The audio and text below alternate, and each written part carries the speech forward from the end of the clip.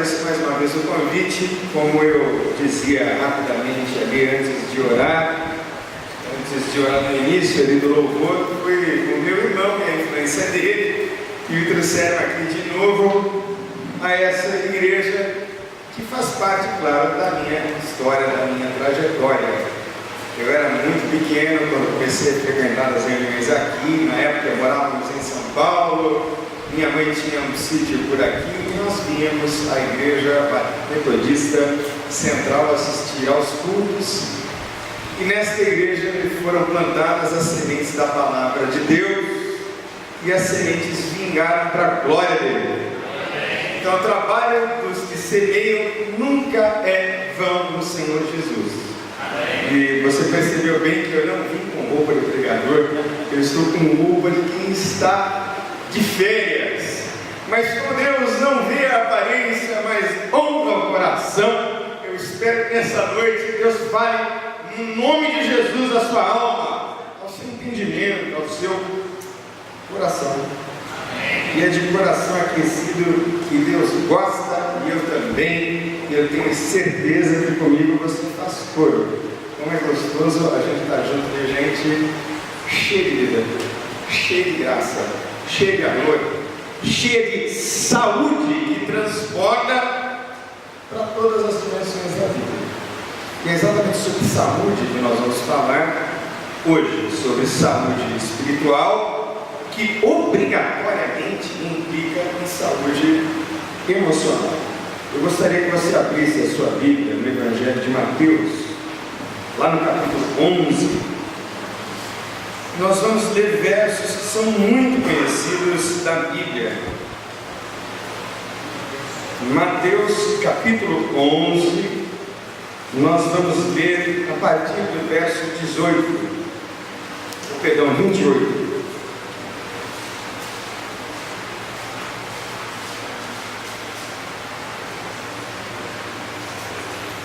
Mateus capítulo 11, a partir do verso 28, nós vemos assim, ou melhor, eu leio assim nesta minha versão já bem antiga: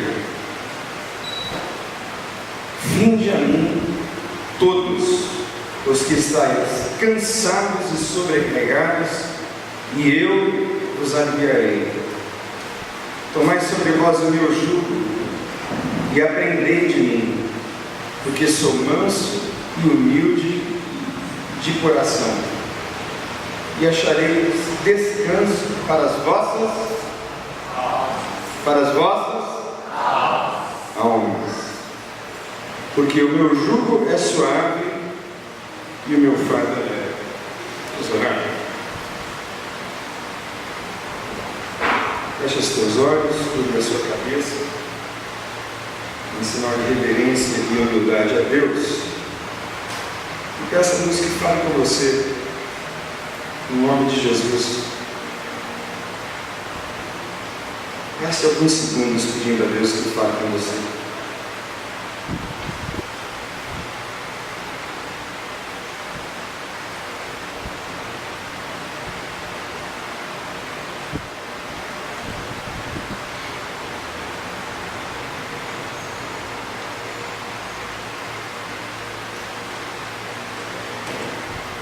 Pai, nós estamos mais uma vez na Tua presença, e a Tua presença nos enche de alegria, Senhor.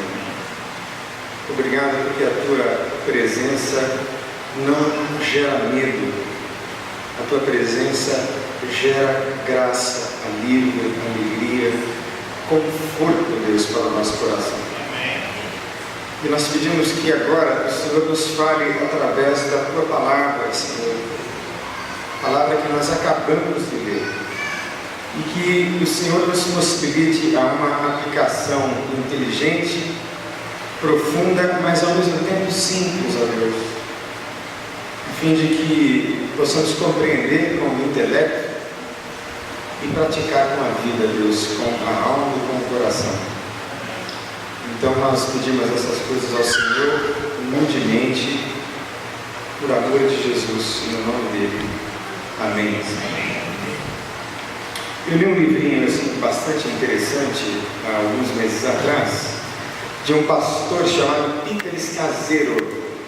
Ele inclusive está aqui no Brasil representando a Willow Creek, que é uma das maiores igrejas nos Estados Unidos atualmente. É uma igreja que se envolveu muito com o Ministério de Liderança, e eles vêm desenvolvendo líderes ao redor de todo o mundo. Nós teremos um seminário desse na nossa igreja, no Rio de Janeiro. Eu vou passar os dados para o meu irmão e eu gostaria de convidar vocês a que participassem desse congresso de liderança mundial, o World Leadership Summit, que acontece na nossa igreja. E esse senhor, Peter Escazero, que tem uma igreja em Nova York, é um dos preletores da Willow. E o assunto do livro dele é muito interessante, porque ele faz uma correlação entre espiritualidade saudável e vida emocionalmente equilibrada, de tal forma que uma coisa anda junto da outra. Não é possível afirmar possuir uma espiritualidade viva na presença de Deus se as emoções vão mal, muito mal. E ele descobriu isso a duras penas. Descobriu isso no meio de uma crise terrível que ele atravessou no seu ministério. A mulher disse para ele: olha, ninguém te aguenta mais. Você tem uma igreja enorme, você é um pastor de renome aqui na região de Nova York, que é conhecida como cemitério de pastores. Poucas igrejas vingam por ali, se estendendo pela região da Nova Inglaterra. Mas você é um ser humano desequilibrado. Você veio se transformando num péssimo pai, num líder extremamente autoritário, e ele viveu uma divisão forte na sua igreja. Um dos pastores, que era um pastor de língua hispânica, levou para longe dele quase 300 membros de uma vez só. E a esposa dele disse: a culpa é sua. Porque essa sua maneira estressada de ser afastaram as pessoas de você. Ninguém te aguenta mais. E então esse homem caiu de joelhos e foi buscar a Deus e se retirou para admitir algumas coisas que ele precisava mudar. E queridos, preste bastante atenção no que eu vou dizer. Admitir que você precisa de uma mudança ou de muitas mudanças na vida é um passo de extrema coragem. Porque para dar esse passo é também preciso uma dose enorme de humildade. O Sr. Oscar Camaforte, que foi o meu pai, me dizia que a humildade é a propriedade dos gênios. Só o gênio é que consegue ter a devida dose de humildade. A humildade é que propicia o crescimento genuíno e verdadeiro, e não foi à toa. Então, senhores e senhoras e senhores, que Jesus disse: aprendei de mim, que sou mesmo manso e humilde de coração. Como é bom estar perto de gente humilde. Não sei se você já esteve perto de alguém assim que sabe muito mais do que você, pode muito mais do que você, é muito mais inteligente, muito mais estudado do que você. No entanto, junto dessa pessoa você não se sente menor. Você já esteve junto de gente assim? Eu tenho tido o privilégio de estar cercado de pessoas assim. E parece que esse tipo de humildade, esse tipo de genialidade contagia a gente. E a gente vai querer se parecer com essa pessoa. E o nosso propósito como cristãos é que sejamos parecidos com quem mesmo? Com Jesus, com Cristo. Então é maravilhoso quando a gente se junta de alguém que de alguma maneira se parece com Jesus. Mas a experiência traumática, e às vezes, as experiências traumáticas, elas possibilitam um grande crescimento, ou podem empacar a pessoa também. A pessoa que não consegue se resolver, ressignificar os seus vales, as suas perdas, os seus fracassos, ela não consegue dar curso à vida, empaca. Nos Estados Unidos agora, eles estão contratando Que coisa interessante. Altos executivos ou executivos para exercerem logo mais adiante cargos de altíssimo nível, sabe qual é um dos requisitos? O sujeito tenha perdido pelo menos $1 milhão em projetos que não deram certo. Você não acha isso interessante? Normalmente a gente põe as coisas mais gloriosas no currículo. Está procurando gente que já fracassou, gente que já perdeu, gente que aprendeu com os fracassos, para não fracassar mais, ou para quem sabe, fracassar menos. E essa experiência traumática desse senhor o inspirou ao ponto dele escrever um livro. E nesse livro, traçando uma espécie de diagnóstico da igreja dele, das igrejas dos colegas com os quais ele convivia, ele chegou à conclusão de que existem 3 grandes grupos de desertores da igreja. Gente que deserta, vai embora, não volta mais.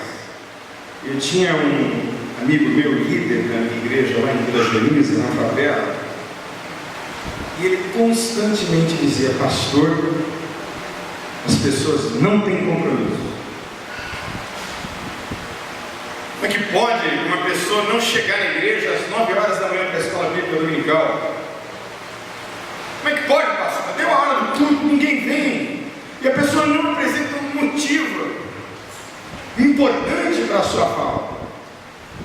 E esse discurso eu tenho que repetir. Eu disse: vem cá, querido, vamos pensar um pouco comigo. Será que a culpa e a responsabilidade não é nossa? Será que nós é que não geramos um tipo de igreja e um tipo de ambiente que faça com que as pessoas pulem de manhã e digam: vamos à casa do Senhor, é a melhor coisa, o melhor lugar para ir num domingo de manhã? Você não acha? Que a gente precisa se fazer essa pergunta? Ao invés de sair dizendo: as pessoas não têm compromisso. Dizer: verdade. Eu acho que essa é uma pergunta que a gente sempre tem que se fazer. O sábio julga, irmãos, primeiro a si mesmo, e não o outro. E esse senhor fez esse diagnóstico. E o primeiro grupo é os que não frequentam mais as igrejas ou cultos, por uma razão.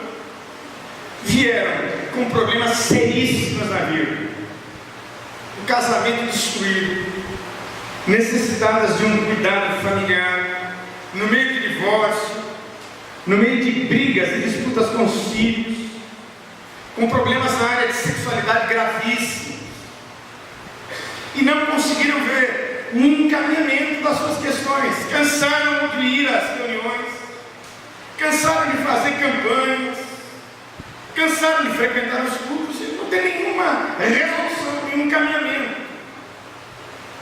Eles abandonaram a igreja. 3 grandes grupos escolhidos, muito bem estudado. Ele pesquisou, fez dados estatísticos, cruzou dados com igrejas dos amigos deles, enfim, um estudo muito bem feito. Gente que veio para a igreja, teve uma experiência com Jesus, mas não conseguiu resolver as suas questões. Eu tenho certeza que você conhece uma lista enorme de gente assim. E é muito fácil, queridos. A coisa mais fácil é dizer o seguinte: olha, o sujeito não veio e não está vindo porque não se converteu. Ora, quem pode afirmar que o outro não se converteu? Assim tão fácil. O sujeito não está vindo porque não tem compromisso com Deus. Isso pode ser verdade, mas será que é a verdade em todos os casos? O que está acontecendo nos bastidores da casa da pessoa? O que é que acontece na vida íntima? O que é que acontece nos lugares onde ninguém vê? É isso que ele está pressionando. Gente que tem problemas graves, trouxeram aos pés de Deus e da igreja. E aqueles ministérios todos lidos, eu inclusive meu, já não conseguiu encaminhar as questões das pessoas e elas abandonaram a igreja. E vejam, prestem atenção no que eu vou dizer. Tem muita gente que abandonou a igreja, mas ainda continua firme com Deus. Você consegue fazer a distinção? Essa é uma distinção corajosa. Ora, pastor, mas é possível que a pessoa desfrute de uma plena comunhão fora da igreja? Não, não é possível. Mas eu acho que é possível que a pessoa tenha tido uma experiência com Deus, não tenha conseguido resolver os seus problemas, continue convertida e com temor de Deus, vagando por aí, sem família de fé. Isso é possível. Aliás, eu canso de ver isso. E é uma das grandes preocupações da nossa igreja. Nossa igreja tem hoje oficialmente 4.000 membros, cerca de 4.500 até 5.000 pessoas circulam pelos domingos. E nós temos um pastor que nós chamamos pastor da porta dos fundos. É o pastor que vai pesquisar e saber qual razão levou aquela pessoa a se afastar. E ele traz os dados da nossa reunião para a gente estudar, para a gente se organizar melhor, para a gente se colocar de joelhos diante de Deus e pedir perdão, se reorientar, se reinventar. Isso é muito sério. O segundo grupo dos que são desertores da igreja é um grupo mais sutil. São aqueles que estão na igreja, mas estão por estar. Estão porque o filho vai, estão porque a esposa vai, que o marido vai, estão porque estão indo, mas não estão indo para lugar nenhum, a não ser no templo, no domingo, e depois voltam para casa. Uma experiência vazia de Deus, uma experiência talvez rica de liturgia, mas vazia de Deus. Como isso é possível, irmãos? Não tenham a ilusão. Acontece lá na nossa igreja, na primeira igreja batista do Recreio. Isso arrepia os nossos cabelos, de todos os pastores. Gente que a gente sabe que está infrutífero, que às vezes vai apenas para uma convenção social. Nos Estados Unidos acontece isso demais nas igrejas de imigrantes. A pessoa não tem onde encontrar brasileiro, vai para uma igreja de imigrantes porque lá tem brasileiro. E só. Mas a gente que não produz mais, gente que não frutifica, gente que vai ficando, perdeu o interesse pelo ministério, pela igreja e por tudo mais. O terceiro grupo dos desertores são aqueles que literalmente jogaram a fé pela janela. Não querem mais saber literalmente de nada. Porque quem arrastou o problema, não conseguiu resolver, está fora, tem mais chance de voltar. Aqueles que estão e não produzem nada, pelo menos estão, e uma hora Deus pode fazer algo na vida deles, estão perto, a gente está vendo, pelo menos. Mas esse grupo aqui é o grupo dos que se escandalizaram. Agora preste atenção, a gente quando pensa em escândalo da igreja, a gente pensa logo em questões de ordem moral, não é verdade? Que o fulano caiu, que o fulano roubou, que o fulano adulterou. E aí o sujeito se escandaliza. Não é isso que a gente pensa? Pois é. Ele pesquisou e chegou à seguinte conclusão: que essa gente que é abandonadores ou desertores da fé, que jogam a fé pela janela, jogaram a fé pela janela porque não conseguiram perceber coerência entre discurso e vida na vida das pessoas. A gente que olhou, mas peraí, esse sujeito vai ali na frente, mas é um neurótico, é um histérico, é um exasperado, nervoso, é um obsessivo, é um compulsivo, é mentiroso, é falso, é hipócrita. É gente que veio com muita sede de Deus, mas olhar e ao perceber o Deus do testemunho de muitos irmãos se escandalizaram. Não, eu não quero isso para mim. Isso não me serve. Não é assim nenhum pecado grande que escandalizou esse terceiro grupo de pessoas. segundo a pesquisa de Peter Scazzero, é a falta de vida com Deus, é a falta dessa mansidão e humildade de coração, da qual a Bíblia fala, da qual Jesus fala de si mesmo. Isso deve servir de alerta para a gente. Eu não sei você, mas depois de leituras como essa, eu fico extremamente espetado. Eu me sinto extremamente desafiado para não cair no mesmo erro, no mesmo marasmo, para não cair na mesma roda viva e para desejar que de alguma maneira, em alguma dimensão, em alguma área, se não toda a vida, seja manifesto de que eu estou vivendo o Evangelho de Jesus. O Evangelho de Jesus se expressa, irmãos, nessa mansidão, nessa doçura de Cristo. Tem um amigo nosso que vai todos os anos fazer o Congresso da Bíblia na nossa igreja. Ele é editor de livros das edições Vida Nova e ele se chama Luiz Saião. E ele é muito brincalhão, né? Ele diz assim: olha, os radicais islâmicos têm o grupo dos xiitas. Quem conhece o grupo dos xiitas? Conhece? Radicais islâmicos? Levanta a mão assim, bem alto, conhece?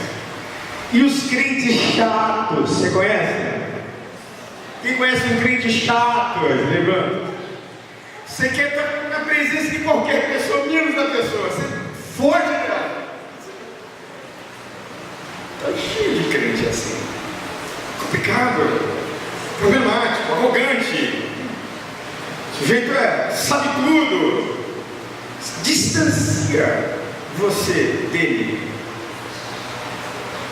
Está cheio de crente assim, cheio. E perto de Jesus, e vivendo o Evangelho de Jesus, não dá mais para viver assim. E ele faz uma descrição assim de 10 sintomas de espiritualidade doentia. Gente, pesquisa. O americano adora número e estatística, e adora cruzamento de dados. Então o que eu estou dizendo é baseado na pesquisa que ele fez. Eu acho que tem muito sentido. E o primeiro sintoma, e antes eu preciso descrever assim a conclusão que ele chegou. Repita comigo: maturidade espiritual, e saúde emocional, são inseparáveis. O sujeito diz que tem vida com Deus e é um chato,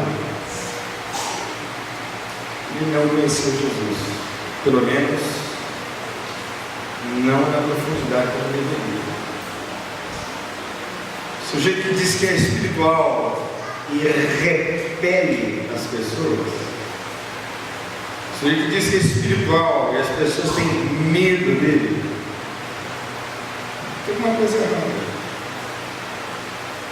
tem alguma coisa que precisa mudar. Então o primeiro sintoma é o seguinte: usar a Deus para fugir de Deus. É interessante isso? Muita gente usa Deus para fugir de Deus. Muita gente vem à igreja para fugir de Deus. Espiritualiza tudo. Espiritualiza o que não pode ser espiritualizado, o que não é para ser espiritualizado. E vive de jagão em jagão. Irmão, em tudo Deus tem um propósito. Tem mesmo, gente. E eu acho que não. Eu acho que tem coisas que Deus não tem propósito. Não sei quantos de vocês se lembram, eu cito essa experiência, que é uma experiência muito traumática, do menino João Hélio, que foi arrastado porque os assaltantes assaltaram o carro e o menino ficou preso no cinto de segurança no banco de trás, e aí os traficantes arrastaram ele por vários quarteirões e ele foi morto. Quem é que se lembra desse caso de João Hélio? Muito bem, eu acho que Deus não tinha propósito nenhum ali. Eu acho que não tinha experiência e lição nenhuma para ninguém aprender nada ali. Deus não tem propósito em tudo.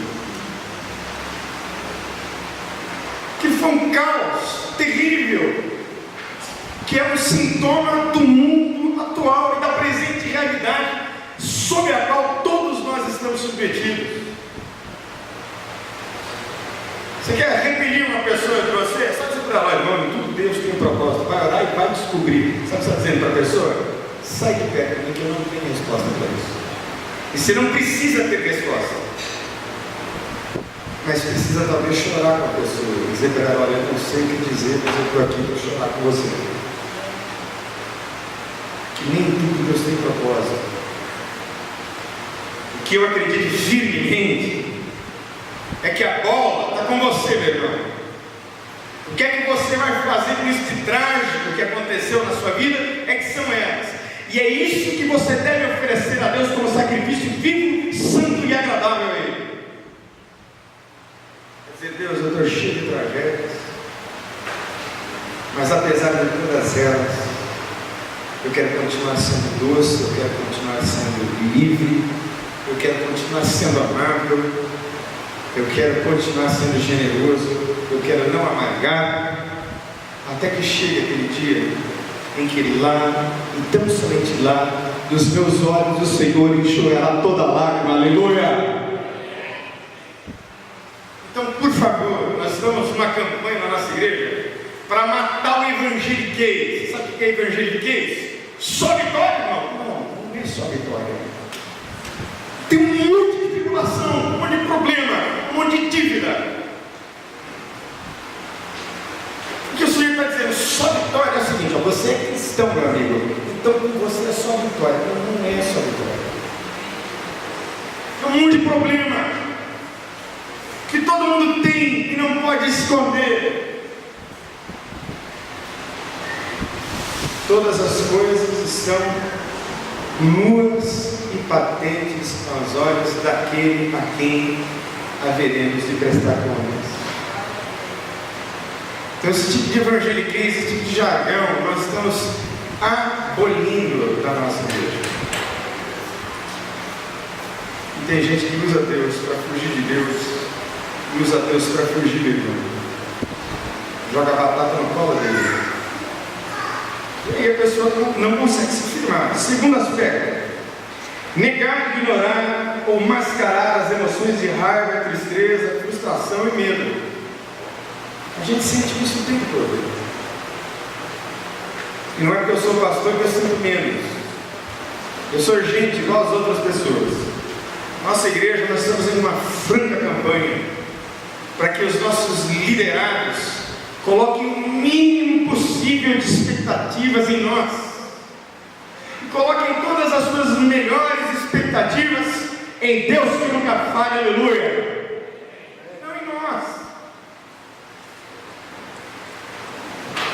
A gente se frustra, a gente sente raiva. Tem dia que dá vontade de não pregar, tem dia que dá vontade, igualzinho está em você, de ficar em casa e assistir alto esporte, que é o fraco por carro. Eu não tenho a mínima vontade para a igreja. E eu estou dizendo isso para vocês e eu digo lá também. Vou porque tenho responsabilidade de ir. Mas aqui para nós não tem dias que a gente está num aperto tão grande que a gente não quer mostrar a nossa cara para ninguém. E tudo bem. Não precisa mostrar, fica em casa.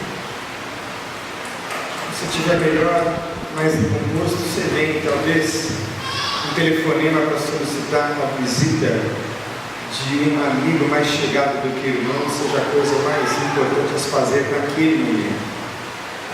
Não precisa esconder isso. Não precisa colocar máscaras, né?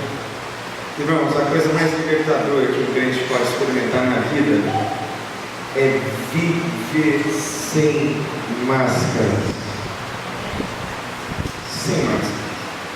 Minha esposa está aqui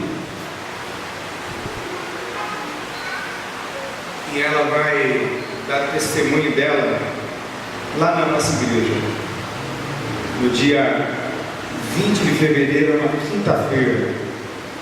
Ela já deu testemunho na nossa igreja no começo do ano e foi uma revolução na nossa igreja lá, porque ela pôde dizer: olha, eu atravessei 10 anos de equilíbrio, depressão grave, gravíssima, e foi um impacto enorme, porque pastor, esposa de pastor, imagina, você pode ser gente e sentir isso, como se depressão fosse sinônimo de pecado, de câncer espiritual. Depois da palavra dela, eu recebi naquela semana uma senhora que havia sido pastora por 30 anos e enfrentava depressões gravíssimas. Ela me dizia: olha, eu quase me matei na semana passada, não só pela depressão, mas pelo sentimento de derrota, de ter depressão, porque eu sou pastora, eu não posso ter depressão. Eu quase me matei semana passada, quase obtive êxito na minha tentativa de suicídio, melhor dizendo. Ela falou: eu não estou olhando para você, você parece meu filho. É a primeira vez na minha vida que eu estou fazendo um gabinete pastoral. Imagina! E depois dessa senhora, que continua conosco, graças a Deus, podendo se abrir para ser restaurada, vieram muitas outras. Viver sem máscara é a coisa mais linda, mais libertadora que você pode experimentar. Então eu quero sugerir a você que pegue as suas máscaras e tire todas elas hoje, no nome de Jesus. Mas fora isso, você não é nada disso que essa clarita ser. E é exatamente nisso que está a beleza do Evangelho de Jesus. É exatamente nisso. Então quem tem uma espiritualidade saudável não fica negando isso, que está mal, que sofre. Agora, veja bem, preste atenção. O ambiente eclesiástico é que vai favorecer ou a hipocrisia ou tirar das máscaras. Porque a gente só tira máscara num ambiente seguro. A gente não tira máscara em qualquer lugar, para qualquer pessoa. A gente só tira máscara num lugar seguro. Isso é vida para a sua vida, meu irmão. Acredite nisso no nome de Jesus. Como isso é maravilhoso, como isso é libertador. Quarto aspecto, o terceiro: negam que existam desejos e sonhos e preferências. Só que eu adoro moto, amo moto. Quem me viu aqui, moleque, sabe, né? Quem me viu moleque aqui de moto? Alguém? Adoro moto. E eu adoro velocidade. Então, porque eu gosto muito de moto, porque eu gosto muito de velocidade, eu decidi não ter moto. Porque minha filha ia querer andar na minha moto. Eu não vou dar nem moto e nunca dei videogame para ela, nunca. Mas eu sou eu. Essa roupa que você está me vendo, de fato, eu não me preparei para a vida. Eu costumo respeitar, por favor, o ambiente. Prego, terno e gravata, em Assembleia de Deus, sempre um constrangimento. Mas esse aqui sou eu. Você está vendo aqui? Eu tenho gosto, eu tenho preferência. Eu boto gel no cabelo, eu gosto de rock. Então, como eu não ouço mais banda de rock do mundo, como se diz, né? Aliás, um amigo meu disse assim: mas como eu não posso ouvir música do mundo? Eu moro no planeta Terra, só que na Terra é que tem música, neste mundo e não em Marte. Mas eu gosto de estilo, então eu ouço o som, etc. Eu sou eu. Preciso ter uma capa de super-herói espiritual. Eu tenho gosto, eu tenho preferência. Tem lugares que eu gosto de estar, outros eu não gosto. Eu sou gente. Quarto aspecto: gente que vive negando o impacto do passado sobre o presente. Não está resolvido. Está mesmo. Será que o seu passado está resolvido mesmo? nós temos lá um programa chamado Celebrando a Recuperação na igreja. E nesse programa nós temos o quarto passo. E no quarto passo, a redação diz assim: fizemos um minucioso e destemido inventário moral de nós mesmos. Então você faz uma lista assim de todas as suas falhas históricas ao longo da sua vida. Depois, mais à frente, você faz reparações com a pessoa que você machucou e feriu. Você vai até ela, você pede perdão, você conserta. Você não vai exigir perdão, você vai pedir perdão. Você vai assumir onde você errou. E via de regra, irmãos, a gente coloca a culpa em todo mundo, no sistema que não deu certo, no mercado, no patrão, no chefe. A gente coloca desculpas em tudo e em todos. Poucas vezes a gente tem a coragem de se implicar na história e dizer: isso aqui está dando errado porque eu escolhi mal, porque eu pisei na bola. Então Peter Scazzero está dizendo: olha, dá uma olhadinha no seu passado e vê se o seu passado ainda, de alguma maneira, influencia o teu presente. Pessoas que te fizeram mal estão agarradas aí nas suas costas. Gente que te machucou e você ainda vive querendo mostrar a elas que você pode. Querido, isso é mentira. Isso se aplica a marido, a mulher, a filho, a filha, a pai, a mãe, a quem quer que seja, a patrão, a irmão, a ex-mulher, a ex-marido. Se aplica a tudo. Cuidado, porque o teu passado pode produzir ainda muito lixo na sua vida. E a Bíblia diz que em Cristo Jesus novas são todas as coisas, aleluia! Todas as coisas dele vão se fazendo novas. E ele segue ainda mais, para que eu não me estenda muito, com 10 aspectos. 10. Dividir a nossa vida entre espiritual e material, entre secular e sagrado. Teve um senhor muito crente que fez um negócio com outro, também crente. Pegou um negócio praticamente falido e aí organizou o negócio, fez o pagamento da primeira parcela, mais de 50%, acho que faltava uns 30% para a assinatura do contrato. Passou 2, 3 meses, aquele negócio cresceu, prosperou. Irmãos, assim, da mesma congregação.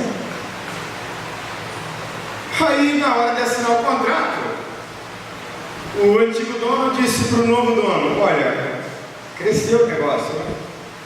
Eu repensei. Agora eu estou querendo te devolver, a gente faz mas como assim devolver? Oh, nós somos irmãos, eu te dei 70%. Como assim devolver? Nós não somos irmãos? Eu disse: nós somos irmãos, mas eu não misturo minha fé nos meus negócios. Então a pessoa virou para ele, esse irmão muito crente, disse: mas onde é que você mistura então a sua fé? Você mistura só no departamento espiritual. Assim, no mundo real você não aplica fé. Fé e negócios são incompatíveis. Quando isso na Bíblia, irmãos? Quando? Eu não estou pedindo a você, sugerindo a você, que seja um super juiz da verdade. Presta atenção.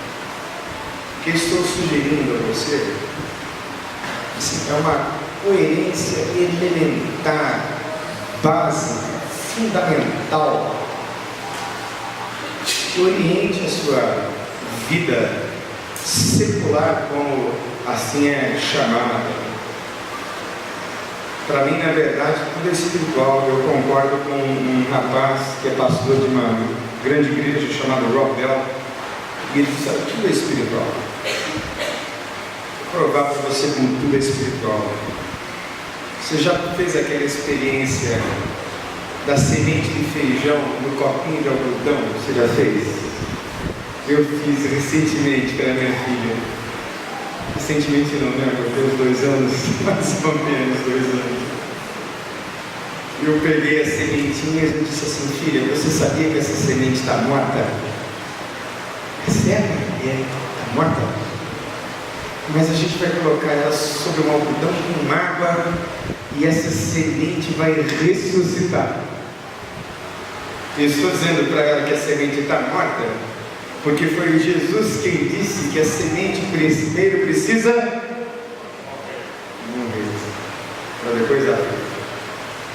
E aí ela foi acompanhando a evolução daquela sementinha de feijão no algodão. E a sementinha fez brotar uma pequena flor, e ela ficou maravilhada.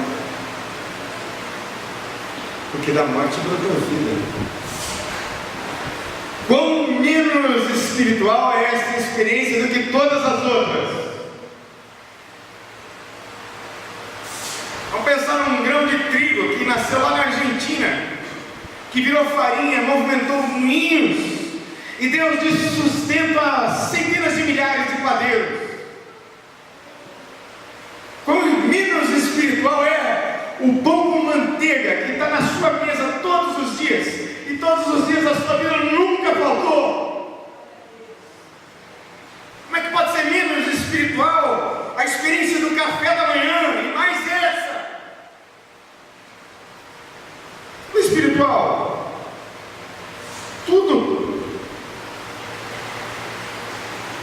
Eu vou, pela graça de Deus, pregar nos Estados Unidos, vou para Disney com a minha filha amanhã. Isso é altamente espiritual, que é um momento marcante para a minha vida.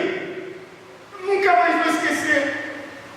Vou registrar com centenas de fotos. No ano passado eu levei a Maior, que está reclamando porque foi muito tarde, ela vai muito antes. Mas é tudo espiritual.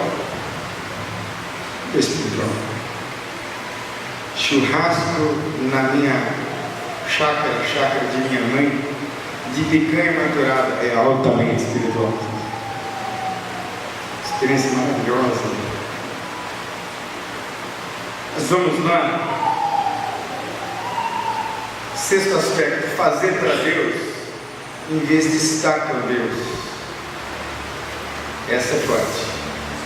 Tem gente que confunde vida com Deus com fazer coisas para Deus. E uma coisa, meu irmão, não tem absolutamente nada a ver com a outra. Nada, zero. Nada. Isso é tão verdade que no dia do juízo muita gente vai aparecer: mas eu profetizei, mas eu expulsei demônio, mas eu curei. Jesus vai dizer: meu amigo, eu não te conheço. Quem é você? Fazer coisas para Deus pode não significar absolutamente nada. Tem gente que se esconde nisso. Isso é sério, seríssimo. Deus ama a integridade no íntimo. Tive fome e me desses de, tive sede e me desse de beber. Estavas nu e me vestiste, estive preso e fostes visitar.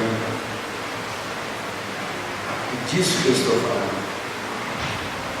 De uma coisa íntima, profunda. Deus não está interessado em performance.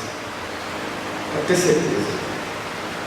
Deus vê e sonda o coração do homem.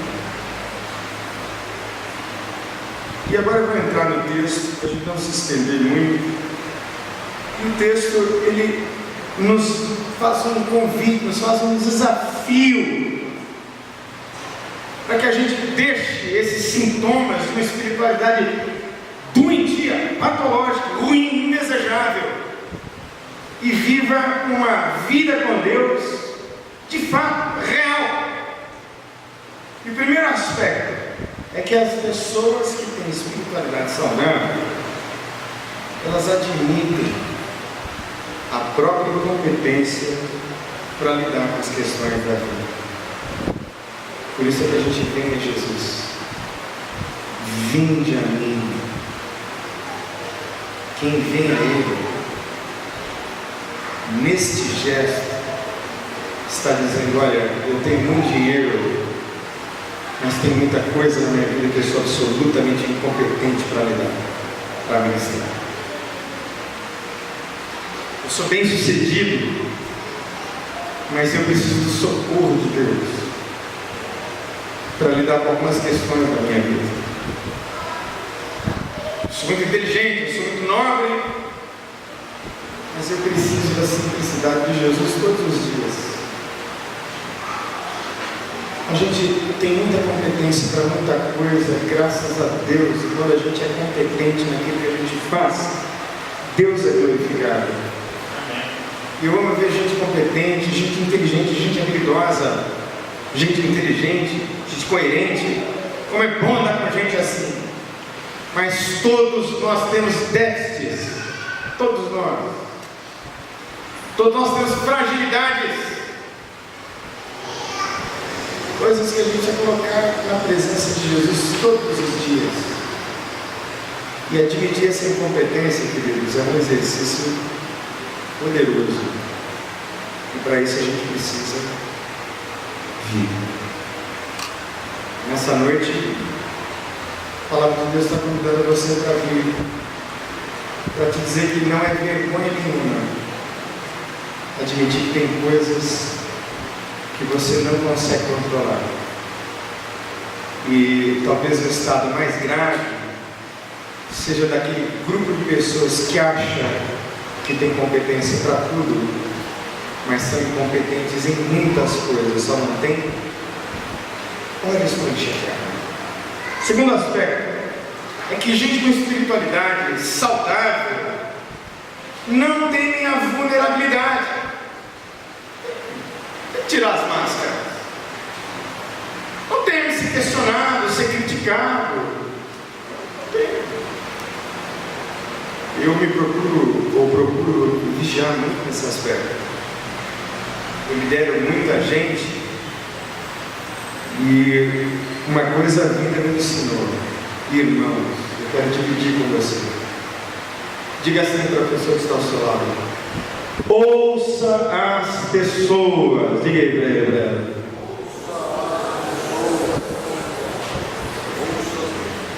ouça.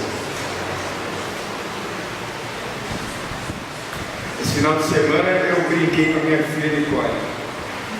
Isso aqui é um monólogo ou é um diálogo?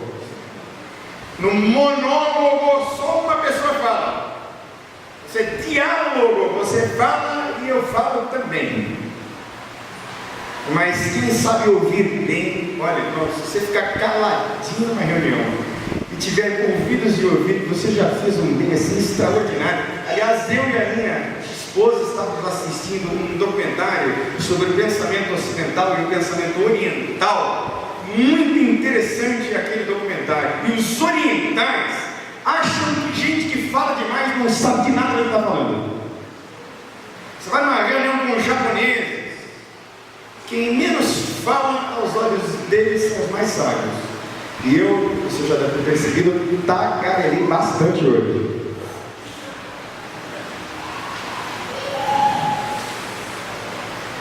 Me ouve, é sábio. E às vezes quem está falando é a pessoa mais chata do planeta Terra, mas ela pode também estar com a razão. Então, ao invés de ouvir a pessoa, aprenda a ouvir a razão. E quem ouve a razão vai sempre ter, pode acreditar, não é, Nicole? Quem ouve a razão é bem sucedido em tudo. Então não tenha medo de dizer numa reunião: olha, eu errei, está tudo errado, é isso aí, vocês estão certos. Eu tenho aprendido, incrível, né? E se é pastor, se é líder, isso precisa estar certo toda hora. Ó, pensa nesse negócio. Eu estou errado, vocês estão certos. Ao invés de você perder a autoridade, você ganha autoridade, você ganha admiração, você ganha amor. Esse é o cara, pô, até quando ele está errado, ele admite. Então não tenha medo. Não tenha medo de ser vulnerável. Terceiro aspecto: tem fé para crer, tem fé para entregar todos os dias. Esse vinde a mim não é um texto que se aplica só a novos convertidos. É um texto para crentes de todas as idades e épocas e eras, que muda a cor do templo, muda ar-condicionado, se tem, se não tem. Sabe o que é que não muda? A palavra de Deus é imutável, ela não mudará jamais. Aleluia! Muda a roupa do pregador, todo o discurso, a retórica, mas a palavra não muda. Mesma coisa. Então é um convite em todos os dias. E às vezes a gente tem um drama tão grave na vida que a gente não tem fé para crer que a coisa vai mudar. Então nessa noite eu quero convidar você a pegar essa nesga pequeníssima de fé eventual que você tiver na sua alma, trazer até aqui o altar de Deus. E vinde é para você nessa noite hoje, no nome de Jesus. Quarto aspecto é que eles experimentam o descanso de Deus. Está cansado? Já diz o adesivo em muitos carros. Está cansado ou está estressado? Vai pescar, né? Não, você não vai pescar. Você virá até Jesus hoje, para Ele aliviar esse teu fardo pesado de uma vez por todas, em nome de Jesus. Tirar essa coisa pesada.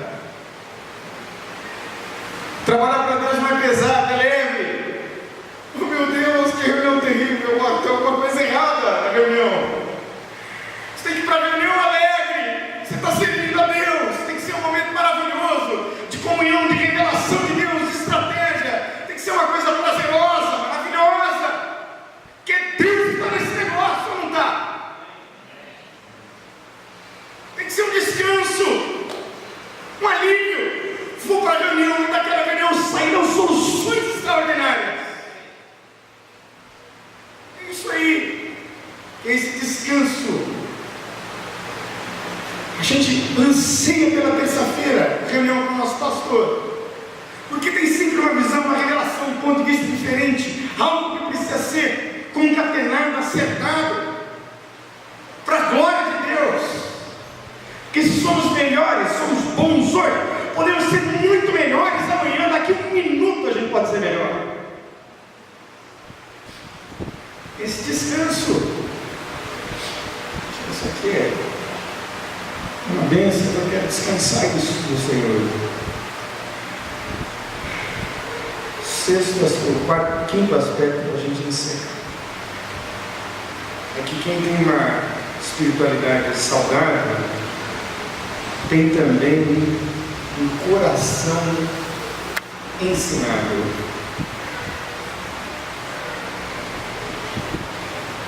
Eu gosto de aprender, irmãos. Eu acho que isso é importante.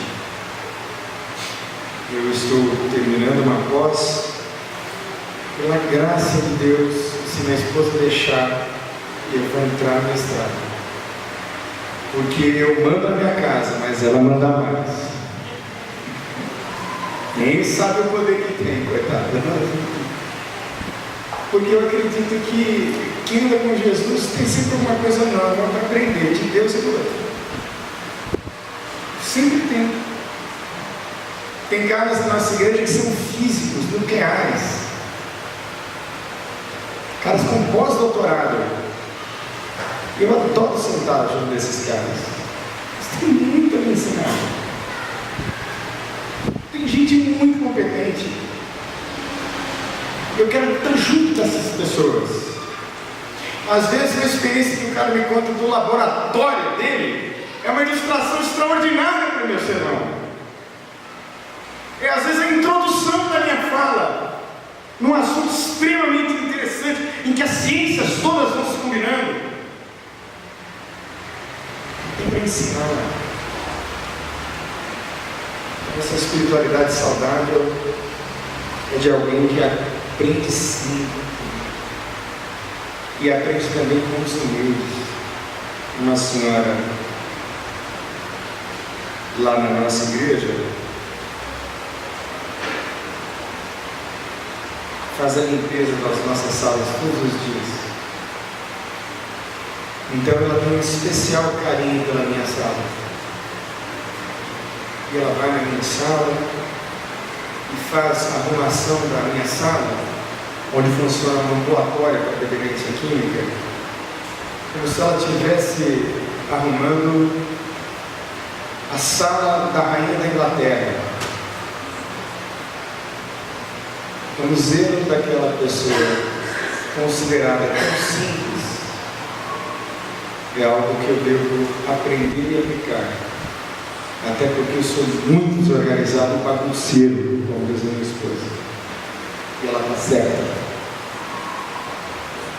Então eu queria, nessa noite, convidar você a receber esse amigo de Deus. Fazer em nome de Jesus esse convite. Vinde. Vem cá.